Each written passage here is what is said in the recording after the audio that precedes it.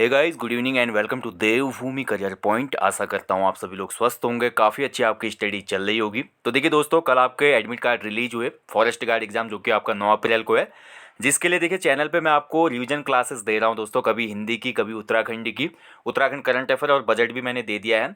और आज का जो टॉपिक होगा, छोटा सा टॉपिक है, आपका एक रिवीजन हो जाएगा, क्योंकि सामान्य हिंदी कवि परिचय के क्वेश्चन इस वाले पेपर में पूछे जाएंगे। क्योंकि ये फॉरेस्ट गार्ड का जो एग्जाम है आपका, ये पुराने पैटर्न में है, जिसमें 20 नंबर की हिंदी, 40 की जीएस रीजनिंग करंट अफेयर और 40 का उत्तराखंड जी के पूछा जाएगा।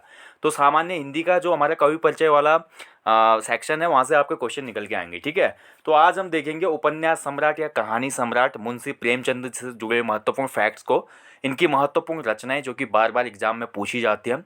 तो काफ़ी महत्वपूर्ण टॉपिक है, छोटा सा टॉपिक और अच्छा खासा आपका रिवीजन हो जाएगा इसमें। ठीक है, तो इस टॉपिक को बिल्कुल भी आप लोग स्किप मत करना।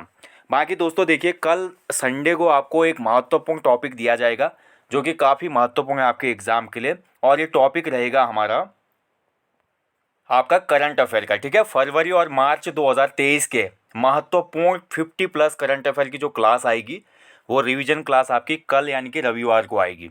तो सभी लोग इस क्लास को ज़रूर देखें। देखिए, मैंने जनवरी से मार्च तक के उत्तराखंड करंट अफेयर आपको करवा दिए हैं। आप देखिए, फरवरी और मार्च के जो करंट अफेयर नेशनल इंटरनेशनल है, समसामयिकी है, ये काफ़ी महत्वपूर्ण है, क्योंकि जीएस में ऐसे ही क्वेश्चन पूछे जाते हैं। तो एक रिवीजन क्लास हो जाएगी करंट अफेयर की। तो कल ये वीडियो आपको मिल जाएगा, इसको ज़रूर वॉच करना फॉरेस्ट गार्ड एग्जाम से पहले, क्योंकि उसी के लिए स्पेशल एक क्लास डिज़ाइन की गई है। चलिए बाकी आज का टॉपिक शुरू करते हैं। आज देखेंगे उपन्यास सम्राट या कहानी सम्राट के नाम से फेमस जो हमारे हिंदी साहित्यकार हैं, मुंशी प्रेमचंद जी। मुंशी प्रेमचंद जी के बारे में जानेंगे। तो जैसा कि मैं आपको बता चुका हूं, इनके बारे में डिटेल वीडियो देखनी है तो हिंदी के प्रमुख साहित्यकार में जाइए, वहां पे आप देख लेंगे रचनाएं वगैरह और इनका जीवन परिचय। लेकिन फिर भी एक बार आपका रिवीजन करवा देते हैं। मुंशी प्रेमचंद की अगर हम बात करते हैं तो इनका जन्म हुआ था 31 जुलाई को इनका जन्म हुआ था 1880 में। और जन्म स्थान था इनका लमही नामक प्लेस था। और लमही नामक जो ये प्लेस है, वाराणसी के नज़दीक है, यानी कि उत्तर प्रदेश की बात हो रही है। ठीक है, तो इनका जो मूल नाम था वो धनपत राय था। बहुत ही महत्वपूर्ण है, कई बार पूछ लेता है मुंशी प्रेमचंद का जो मूल नाम था क्या था, तो धनपत राय या धनपत राय, धनपत श्रीवास्तव भी ये लिखते थे। बाद में इन्होंने नाम बदला और नवाब राय बनारसी के नाम से लिखा है। ठीक है, तो बाद में नवाब राय बनारसी के नाम से लिखने लगे। और अधिकांश रचनाएं जो इनकी आरंभिक रचनाएं थी या प्रारंभिक रचनाएं थी, वो किस में थी, उर्दू में थी। तो धनपत राय को जो प्रेमचंद नाम दिया था, देखिए ऐसे ही की पॉइंट इस वीडियो में मिलने वाले हैं आपको।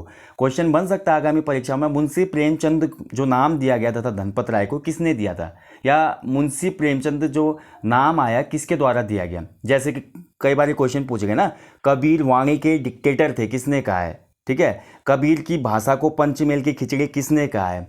तो ये सभी पॉइंट बन जाते हैं एग्जाम में। ये बोल सकते हैं कि हम एक ऐसा यहाँ पे क्वेश्चन बनता है जो कि आउट ऑफ सिलेबस रख सकते हैं। कई बार ऐसा होता है कि ये फैक्ट हम पढ़ नहीं पाते एनसीईआरटी में, लेकिन क्वेश्चन वहाँ दिख जाता है। तो इसीलिए की पॉइंट वाली वीडियो आपके लिए लाई गई है। तो धनपत राय को प्रेमचंद नाम किसने दिया, उर्दू के उस समय के एक मशहूर लेखक थे दया नारायण निगम, उन्होंने धनपत राय को प्रेमचंद बोला।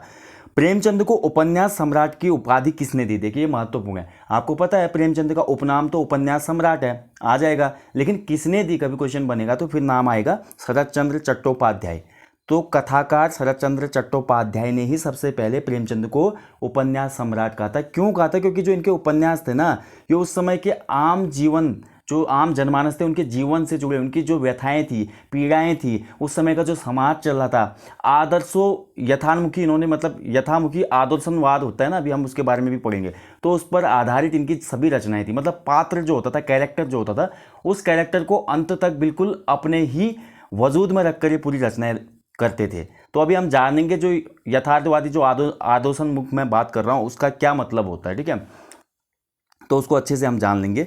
तो चलिए आगे बढ़ते हैं, ये आपका पॉइंट महत्वपूर्ण है। तो प्रेमचंद्र के जितने भी उपन्यास लिखे गए वो मूल उर्दू में लिखे गए, बाद में उनका ट्रांसलेशन किया गया है। ठीक है, जैसे कि यहाँ पे हम देखेंगे इस तरफ मूल उर्दू उपन्यास और हिंदी रूपांतर उनका क्या है। तो जैसे बात करें असरार मवाविद, तो असरार मवाविद का हिंदी अनुवाद किया गया देवस्थानम रहस्य। हम खुरबा व हमसबा विवाह अर्थात दो राखियों का, प्रेमा अर्थात दो राखियों का। ठीक है, किसना नाम का जो उपन्यास है वो गबन है। देखिए गबन जो उपन्यास था वो मूल रूप में किसना नाम से लिखा गया था उर्दू में। ऐसे ही बात करें वरदान जो उपन्यास था, वरदान उपन्यास को मूल रूप से उर्दू में जलवाए इसार के नाम से इन्होंने लिखा था। ठीक है, बात करते हैं सेवा सदन, तो सेवा सदन उपन्यास का जो मूल नाम था वो था बाजार ए हुस्न, उर्दू में, सभी का ट्रांसलेशन किया बाद में इन्होंने, ठीक है। और प्रेमाश्रय की बात करते तो इसका नाम था गोसाएं आफियत। और रंगभूमि भी इनका एक बहुत ही फेमस उपन्यास है, तो रंगभूमि उपन्यास को चौगाने हस्ती नाम से लिखा था इन्होंने पहले, ठीक है, बाद में ट्रांसलेशन किया इन्होंने। और सबसे ज़्यादा वो फेमस इनका उपन्यास की बात होती है तो फिर हमारा जो आता है वो गोदान है, जो कि जहाँ से अधिकांश क्वेश्चन बनते, कैरेक्टर भी पूछ लेते कभी कभी उसके अंदर के गोदान के कैरेक्टर, ठीक है। तो ये आपको थोड़ा पढ़ना चाहिए। मैं हमेशा बोलता हूँ कि जब भी आपको कभी फ्री टाइम मिलता है ना, तो अपने जितने भी हिंदी के साहित्यकार हैं उनकी जो उपन्यास हैं, कहानियाँ हैं, उनको पढ़िए आप, उससे एक बहुत अच्छी सामाजिक नॉलेज तो मिलती है, साथ ही एग्जाम में भी हम अच्छा स्कोर कर पाते हैं, बड़ी जल्दी माइंड में क्लिक होती है चीज़ें, ठीक है। बाकी देखिए, अगर आप सामान्य हिंदी कवि परिचय की ई बुक लेना चाहते हैं तो इस वीडियो के डिस्क्रिप्शन बॉक्स में लिंक है। ई बुक में आपकी यूके SSSC के अंतर्गत जितने भी हमारे कवि दिए गए हैं गद्य खंड और पद्य खंड के, उनके बारे में, उनकी रचनाएं, उनसे जुड़े महत्वपूर्ण फैक्टों का समावेश किया गया है। तो ये अगर हिंदी की कवि परिचय ई बुक लेना चाहते हैं तो वीडियो के डिस्क्रिप्शन में लिंक दिया गया है, ठीक है, देख लीजिएगा। अब बात करते हैं प्रेमचंद का जो पहला उपन्यास था वो कौन सा था। तो प्रेमचंद का जो पहला उपन्यास था वो था असरारे मवावित। महत्वपूर्ण है, बन सकता है क्वेश्चन।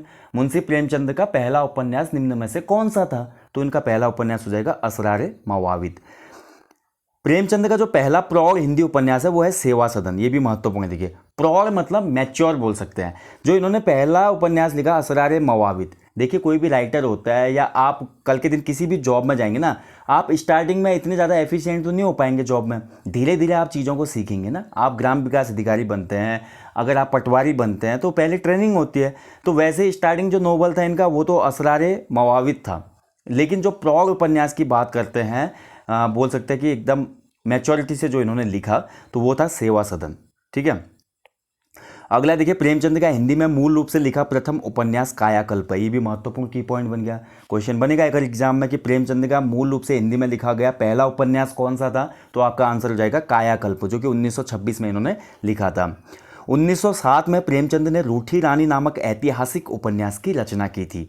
तो रूठी रानी भी इनका ही एक ऐतिहासिक उपन्यास है। क्वेश्चन ऐसे भी बनाता है यूके SSSC। प्रेमचंद द्वारा रूठी रानी नामक जो उपन्यास लिखा गया, ये किस प्रकार का उपन्यास है, ठीक है। तो उसमें ऑप्शन आ जाएंगे कि आपका ऐतिहासिक उपन्यास है या उस समय की जो सामाजिक पीड़ाओं पर आधारित उपन्यास है। तो आपको पता होना चाहिए ऐतिहासिक मतलब इतिहास के पात्रों को उठाकर रचित किया गया उपन्यास होगा ये रूठी रानी।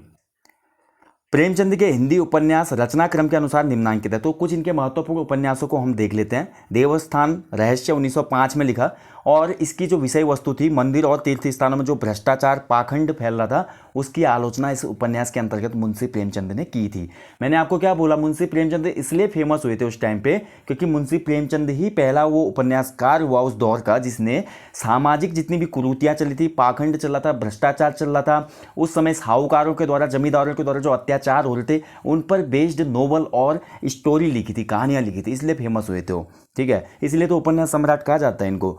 अगला उपन्यास है प्रेमा, 1907 में आया, और इसकी विषय वस्तु थी हिंदुओं में विधवा विवाह की जो समस्या का चित्रण हो रहा था, ठीक है। यानी कि आपको पता है हिंदुओं में विधवा विवाह करना उस समय बहुत कठिन था, मतलब बहुत से ऐसे रूल बनाए गए थे कि कोई अगर हिंदू स्त्री जो है विधवा हो जाती तो पुनर्विवाह करना उसमें पाप है, ऐसी वैसी उसमें भ्रांतियाँ फैली थी। तो उस पर आधारित ये प्रेमा उपन्यास था।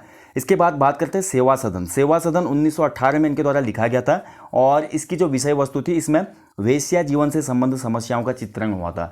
यानी कि कोई जो प्रोस्टिट्यूशन में होते हैं तो उनसे संबंधित जितनी भी प्रॉब्लम्स होती हैं, जो भी उसकी लाइफ होती है, उस पर रिलेटेड ये पूरा नोवेल था। अगला उपन्यास आया वरदान 1921 में।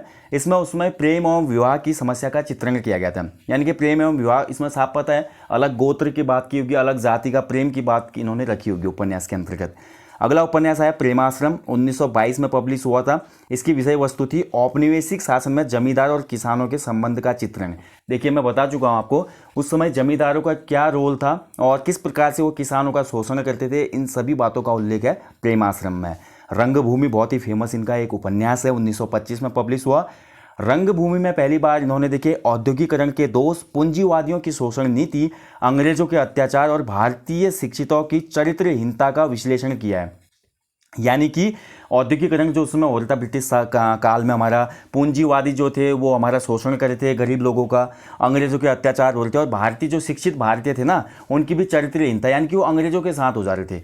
जो जितने भी वेल एजुकेटेड इंडियन थे वो गवर्नमेंट जॉब ले रहे थे उसमें ब्रिटिश शासन में, और अपने ही देश के जो लोग थे उनके साथ वो कदम बढ़ा के नहीं चल रहे थे, यानी कि जॉब मिल गई तो अंग्रेजों के चाटुकार बन जा रहे थे वो, ठीक है। तो उन सभी बातों का इसमें विश्लेषण हुआ है रंगभूमि उपन्यास में। इसके बाद कायाकल्प आता है 1926 में, और इसमें पुनर्जन्म की धारणा पर समाज सेवा, राजा के अत्याचार, विलास एवं सच्चे प्रेम का चित्रण किया गया है। अगला उपन्यास है निर्मला, 1927 में पब्लिश हुआ, दहेज और अनमेल विवाह की समस्या का चित्रण। अब मैं आपको ये क्यों बता रहा हूँ, देखिए क्वेश्चन कभी भी कितनी भी डेप्थ में बन जाए ना, आप आंसर कर पाएंगे। प्रेमचंद का निम्न में से कौन सा उपन्यास दहेज और अनमेल विवाह की समस्या पर आधारित है, तो आपको याद आ जाएगा निर्मला उपन्यास है, ठीक है। ऐसे ही क्वेश्चन बन जाएगा आपका एग्जाम में कि प्रेमचंद का कौन सा उपन्यास है जिसमें औपनिवेशिक शासन में जमींदार और किसानों के संबंध का चित्रण किया गया है, तो फिर आपको याद आ जाएगा प्रेमाश्रम। क्वेश्चन बनते हैं ऐसे बिल्कुल, ठीक है। अगला देखिए गबन, गबन बहुत महत्वपूर्ण है। तो गबन में मध्यवर्गीय जीवन की असंगति का यथार्थ मनोवैज्ञानिक चित्रण हुआ है, ठीक है। तो मध्यम वर्गीय जीवन जो होता है, मिडिल क्लास की लाइफ कैसी होती है, क्या क्या चैलेंजेस आते हैं, ठीक है, कैसे वो अपनी लाइफ को सर्वाइव करते हैं, इन सभी बातों का वर्णन है गबन में। इसके बाद कर्मभूमि की बात करते हैं, 1933 में पब्लिश हुआ। हिंदू मुस्लिम एकता, अछूतोद्धार एवं दलित किसानों के उत्थान की कथा इसमें रखी गई है। ये महत्वपूर्ण हो जाता है। देखिए मुंशी प्रेमचंद के किस उपन्यास में हिंदू मुस्लिम एकता का संदेश मिलता है, तो कर्मभूमि आपका आंसर हो जाएगा। और इसके बाद आता है मुंशी प्रेमचंद का सबसे महत्वपूर्ण, सबसे ज़्यादा फेमस और सबसे ज़्यादा बार एग्जाम में पूछे जाने वाला उपन्यास गोदान, जो कि किसान जीवन की महागाथा एवं ऋण की समस्याओं का अंकन करती है। तो पूरा किसान कृषक संस्कृति का महाकाव्य भी इसको कहा जाता है। जैसे कि मैं आपको बता चुका हूँ, कृषकों की जो पूरी उस समय की ट्रेजेडी थी, किस प्रकार से वो जमींदारों से, साहूकारों से ऋण लेते थे और उसके बाद वो शोषित होते रहते थे, ठीक है। तो ये सभी बातें उल्लेखित की गई हैं गोदान नामक उपन्यास में। मंगलसूत्र उपन्यास लिख रहे थे मुंशी प्रेमचंद, लेकिन इसी दौरान इस उपन्यास को लिखते लिखते इनका देहांत हो गया था। तो मंगलसूत्र इनका अधूरा उपन्यास है। यहाँ से भी क्वेश्चन बन सकता है कि निम्न में से कौन सा प्रेमचंद का अधूरा उपन्यास है। ऑप्शन आ जाएंगे तो मंगलसूत्र आपने याद रखना है, ठीक है। अब बात करते हैं अन्य महत्वपूर्ण फैक्टों के बारे में कुछ। तो प्रेमचंद ने सन 1929 में प्रेमा उपन्यास को संशोधित करके प्रतिज्ञा शीर्षक से प्रकाशित करवाया था। ये उतना महत्वपूर्ण नहीं है, फिर भी आप याद रखिएगा। प्रेमचंद ने आदर्शोन्मुख यथार्थवादी उपन्यास लेखन की परंपरा का प्रवर्तन किया। तो जैसा कि मैं अभी आपको ऊपर बता रहा था, तो यही मैं आपको बताऊंगा। देखिए आदर्शोन्मुख यथार्थवादी लेखन परंपरा क्या होती है। तो प्रेमचंद इसलिए फेमस हुए थे दोस्तों, जैसा कि हम ऊपर पढ़ चुके हैं, इतने सारे उपन्यास इन्होंने लिखे थे। उस समय जो भी समाज में कष्ट थे, पीड़ाएं थी, जो भी शोषण नीतियां हो रही थी, किसानों का दर्द हो या साथ ही ब्रिटिश शासन का जुल्म हो, मतलब पूरे सामाजिक बंदिशों पर, पीड़ाओं पर आधारित इनके उपन्यास थे। यानी कि जैसा मतलब सेम टू सेम बोल सकते हैं। तो उन्हीं समस्याओं का अंकन इन्होंने किया था अपनी लेखन शैली में, ठीक है। और इसी परंपरा को, इसी लेखन शैली को कहा जाता है आदर्शोन्मुख यथार्थवादी लेखन परंपरा। अब यहां से क्वेश्चन निकल के आ सकता है आपके आगामी एग्जाम में, निम्न में से किस साहित्यकार ने आदर्शोन्मुख यथार्थवादी उपन्यास लेखन की परंपरा को विकसित किया था। ऑप्शन आ जाएंगे आपके, मन्नू भंडारी, मुंशी प्रेमचंद्र, राहुल सांकृत्यायन, जयशंकर प्रसाद। तो आपका आंसर हो जाएगा मुंशी प्रेमचंद। अब आदर्शोन्मुख यथार्थवादी उपन्यास लेखन शैली क्या होती है उसके बारे में एक संक्षिप्त डिस्कशन करेंगे। तो आदर्शोन्मुख यथार्थवाद में यथार्थ का चित्रण करते हुए भी यह आदर्श की स्थापना पर बल दिया जाता था। यानी कि हमेशा जो स्टोरी होगी, जो भी उपन्यास होगा या कहानी होगी, उसमें यथार्थ का चित्रण, यथार्थ का मतलब होता है एज इट इज, यानी कि जैसा है, ठीक है। मतलब कोई भी उसमें काल्पनिक चीजें नहीं होंगी, लेकिन कैरेक्टरों के आदर्श पर बल दिया जाता था हमेशा। यानी कि जो कैरेक्टर होगा ना, स्वाभाविक जो कैरेक्टर होगा, उसकी स्वाभाविकता भले उसमें नष्ट हो जाए कैरेक्टर की, लेकिन फिर भी अपने पात्रों को वो आदर्श तक पहुंचाते हैं। इसका एग्जाम्पल मैं आपको देना चाहूंगा। इनकी एक कहानी है नमक का दरोगा। नमक का दरोगा हमने पढ़ी है अपनी क्लासेस में, और आपने भी शायद पढ़ी। तो नमक का दरोगा में एक कहानी दिखाई जाती है। उस समय के जो धनवान सेठ होते हैं वो नमक का व्यापार करते हैं इलीगल तौर पे, और एक नए वहाँ पे रंगरूट आते हैं, मतलब रिक्रूट हो गए एक नए मतलब दरोगा आते हैं। तो वो दरोगा क्या करते हैं, वो धनी सेठ की बैलगाड़ियों को सीज कर देते हैं एक रात में। उसके बाद वो सेठ उनके पास जाते हैं और रिश्वत वगैरह की पेशकश करते हैं, बड़ी पोस्ट, अपने पास बहुत चीज़ों की पेशकश करते हैं, लेकिन वो ठुकरा देते हैं। वो उनकी गाड़ियों को सीज कर देते हैं, बैलगाड़ियों को, ठीक है। फिर भी वो झुकते नहीं है, और फाइनली क्या होता है, जो सेठ होता है वो उनकी ईमानदारी से इतना प्रभावित होता है, वो उनके सामने झुक जाता है। हालांकि वो अपनी नौकरी से सस्पेंड हो जाते हैं, ठीक है, क्योंकि सेठ पैसे वैसे यूज करते हैं। तो सस्पेंड होने के बाद वो सेठ वापस जाता है नमक के दरोगा के पास और उनसे माफ़ी मांग कर बोलता है, उनकी ईमानदारी से इतना प्रभावित होता है कि बोलता है कि जितना भी मेरा काज काम है उसकी रिस्पॉन्सिबिलिटी आप लो। ठीक है, अगर आप नमक का दरोगा पढ़ेंगे तो आप अच्छे से समझ पाएंगे। तो यहाँ पर जो ये परंपरा थी आदर्शोन्मुख यथार्थवाद, इसमें यथार्थ का चित्रण करते हुए भी आदर्श की स्थापना पर हमेशा जोर दिया गया प्रेमचंद के द्वारा। भले ही चरित्र की स्वाभाविकता नष्ट हो जाए, यानी कि जो ओरिजिनलिटी है ना कैरेक्टर की वो खत्म हो जाए, भले वो अंदर से बुरा हो, लेकिन अंत में ही दिखाया जाएगा कहानी में कि वो एक आइडल बन सके, आदर्श, यानी कि ऑनेस्टी दिखाई जाएगी, कहीं पे दान पुण्य दिखाया जाएगा, कहीं पे कैरेक्टर का ये दिखाया जाएगा कि कैरेक्टर जैसा स्टार्टिंग में था फाइनल तक वैसा ही रहता है, वो बिल्कुल भी उसमें चेंजेस नहीं आते। जैसे कि नमक के दरोगा में हम देखते हैं, ऐसे गोदान में हम देखते हैं इनके उपन्यास में, ठीक है, और पूस की रात में हम देखते हैं, जो पूस की रात इनकी फेमस कहानी है, ठीक है। तो ये होता है हमारा आदर्शोन्मुख यथार्थवाद, ठीक है। तो प्रेमचंद्र अपने पात्रों को हमेशा आदर्श तक पहुंचाते अवश्य हैं। प्रेमचंद की कला का चरमोत्कर्ष उनके अंतिम उपन्यास गोदान में दिखाई देता है, ठीक है। तो गोदान उनका अंतिम उपन्यास है, इस चीज़ का ध्यान रखें दोस्तों। यहाँ पर एक पॉइंट आया था, इनका मंगलसूत्र जो था ना 1948 में अधूरा रह गया था ये, हालांकि प्रेमचंद की जो मृत्यु हो गई थी वो 1936 में ही हो गई थी, ठीक है। तो यहाँ पे तिथि का हो सकता है थोड़ा मिस्टेक हो रहा, मंगलसूत्र इनका उपन्यास जो है वो अधूरा जरूर है, इस चीज़ का ध्यान रखें, लेकिन प्रेमचंद की मृत्यु हुई थी 1936 में, ठीक है। तो ये हमारा जो हमने प्रेमचंद से संबंधित महत्वपूर्ण की पॉइंट थे उनको जान लिया। प्रेमचंद की कला का चरमोत्कर्ष उनके अंतिम उपन्यास में दिखाई देता है गोदान में, जैसा कि मैं आपको बता चुका हूँ। क्वेश्चन बना था 2018 यूके SSSC एग्जाम में कि कृषक संस्कृति का महाकाव्य किसको कहा जाता है, तो कृषक संस्कृति का महाकाव्य कहा जाता है गोदान को, ठीक है, ध्यान रखेंगे। और इनसे जुड़े कुछ अन्य महत्वपूर्ण तथ्यों की मैं बात करूँ, इनकी अगर उपन्यास की प्रमुख उपन्यास कौन कौन से हैं क्वेश्चन बनता है, तो इनके प्रमुख उपन्यास हैं सेवा सदन, प्रेमाश्रम, रंगभूमि, निर्मला, गबन, कर्मभूमि और गोदान। और वहीं बात करें इनकी प्रमुख कहानियां कौन सी, अगर क्वेश्चन बनता है कि प्रेमचंद की प्रमुख कहानियां कौन सी हैं, तो प्रमुख कहानियों में आ जाता है इनका पूस की रात। पूस की रात तो आपको याद होगा, हमारी क्लासेस में भी था पूस की रात, जिसमें हल्कू एक कैरेक्टर होता है, उसका कुत्ता होता है खेत में, बहुत ठंडा होता है, उसको पत्तियाँ जलाता है वो, ठीक है, बहुत ही मार्मिक कहानी है। इसके अलावा बात करूँ मैं नमक का दरोगा, इनकी बहुत फेमस कहानी है, पॉपुलर कहानी है। अमृत हो गया, पंच परमेश्वर इनकी बहुत फेमस कहानी है, ईदगाह है। और इसके बाद बात करें दो बैलों की कथा भी बहुत फेमस है, ठाकुर का कुआं, कफन, कफन भी इनकी एक बहुत महत्वपूर्ण कहानी है, ध्यान रखें, कफन नामक जो कहानी है, कप्तान साहब, ठीक है। तो ये कुछ महत्वपूर्ण इनकी रचनाएं जो आपको हमेशा याद रखनी होंगी, एग्जाम में बनते हैं ये।